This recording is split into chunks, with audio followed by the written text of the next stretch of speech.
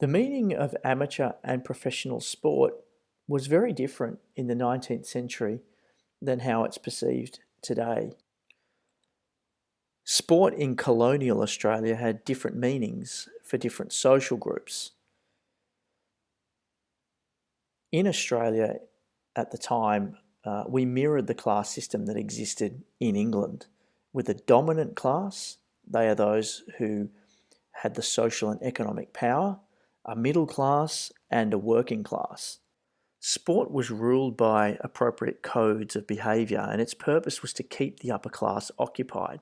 Sport was divided according to amateur or professional status in the 19th century, and this was used to separate the classes. A great example of this, in the late 19th century in England, Rugby League separated from Rugby Union. Rugby League was a sport played by the dominant upper class, and they were considered amateur. And Rugby League, a breakaway sport, was played by those of working class who considered themselves to be professional, or those that were seeking payment for their sport. Amateur sport excluded members of the working class from attempting to gain membership of clubs. It was thought that if one were to use athletic skill for profit, that is, they were trying to be professional, or a source of income, they were unfit for membership. And this helped to make a distinction between the social classes. So those that were of higher class were allowed to play in these exclusive clubs.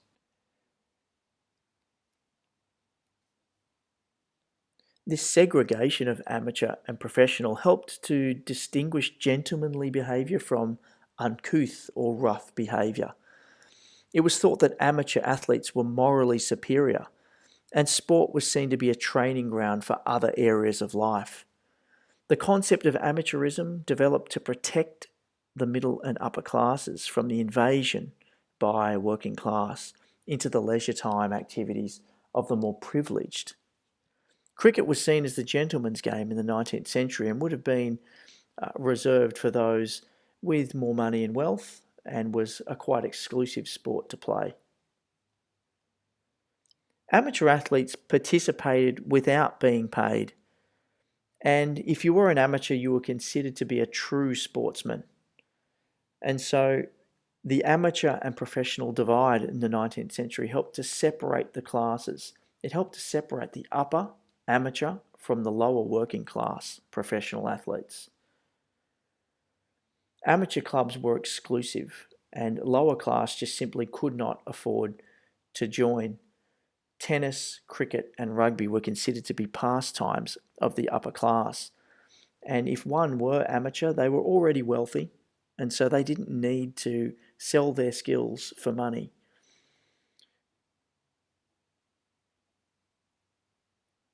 Amateur athletes embraced the values of fair play, respect for the rules and the opposition, and it was believed that people who made a living out of the sport, otherwise known as professionals, were not upholding these values and were open to bribery and corruption.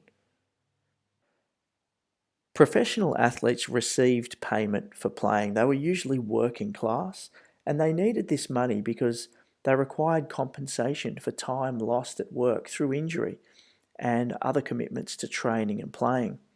The working class sought out professional sports because they needed to ensure that they would be paid.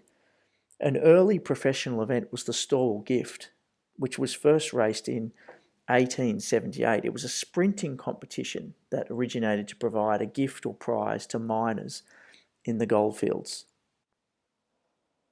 A great example to show the difference between professional and amateur athletes is the relationship between Rugby Union and Rugby League in the early 1900s.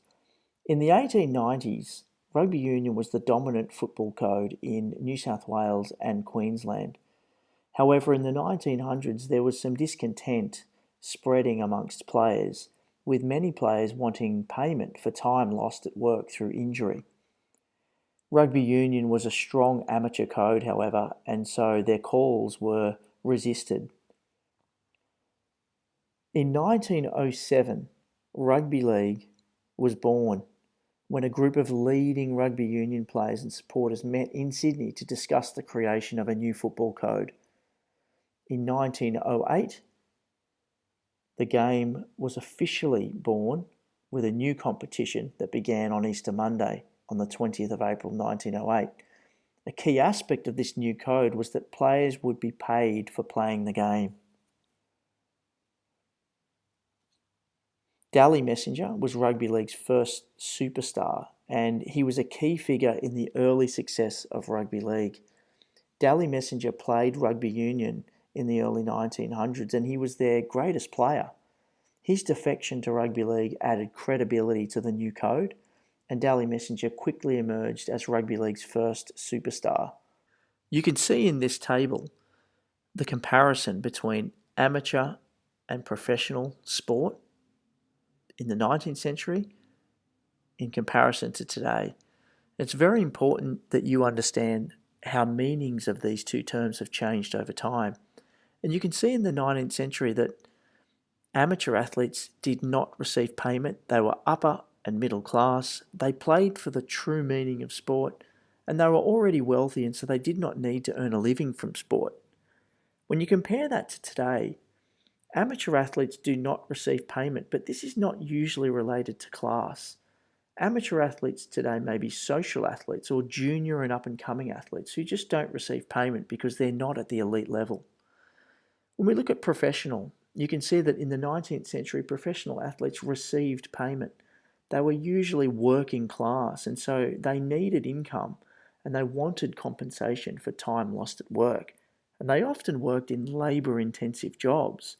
And so if they couldn't go to work after a game of football, they needed money. And so the football that they played really needed to be an opportunity for them to earn money. If we compare that to today, professional athletes are elite and highly skilled, and they have sport as their full-time job. They usually are very, very highly paid, and many receive large salary and many endorsements. So they may well be quite well off and wealthy. Most of them actually are earning large salaries. And so that would put them in a very high class in terms of the rest of the population. So you can see that the meanings have certainly changed.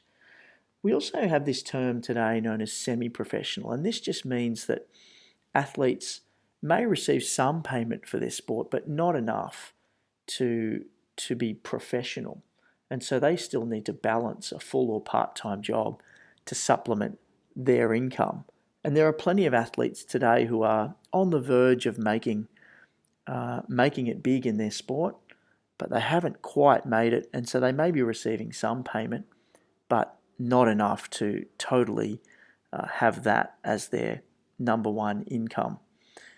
This is often, unfortunately, the case for a lot of female athletes who have been earning some money as they try to reach the top of their sport, but still need to hold down a job to be able to survive and pay for necessities.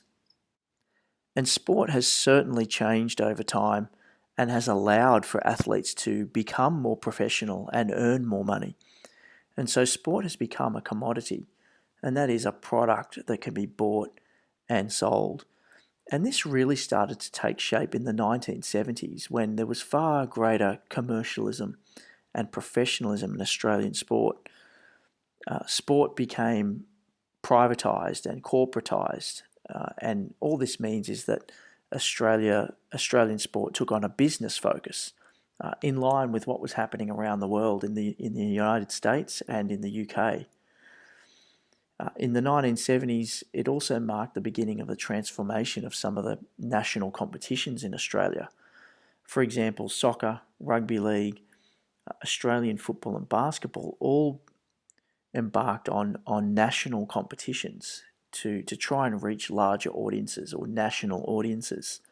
And so this brought in more fans and more sponsors and more money and the ability to pay players and athletes more money to help them to be more professional.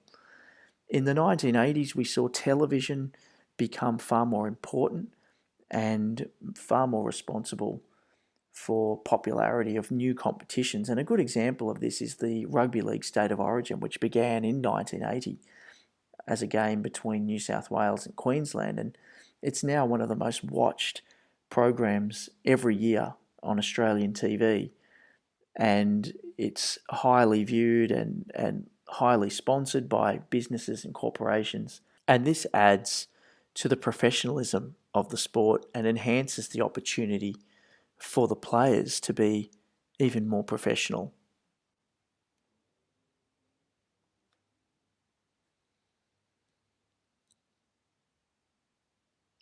We also saw more influence from media identities in the 1990s with Rupert Murdoch and Kerry Packer investing heavily in rugby league. All of this money going into the sport paved the way for higher levels of professionalism. And this actually flowed on to rugby union as well, which went professional in 1995, and a new global competition was introduced. At the time, it was called the Super 12 competition, and it started with teams in Australia, New Zealand, and South Africa, and it's since expanded into Japan and Argentina.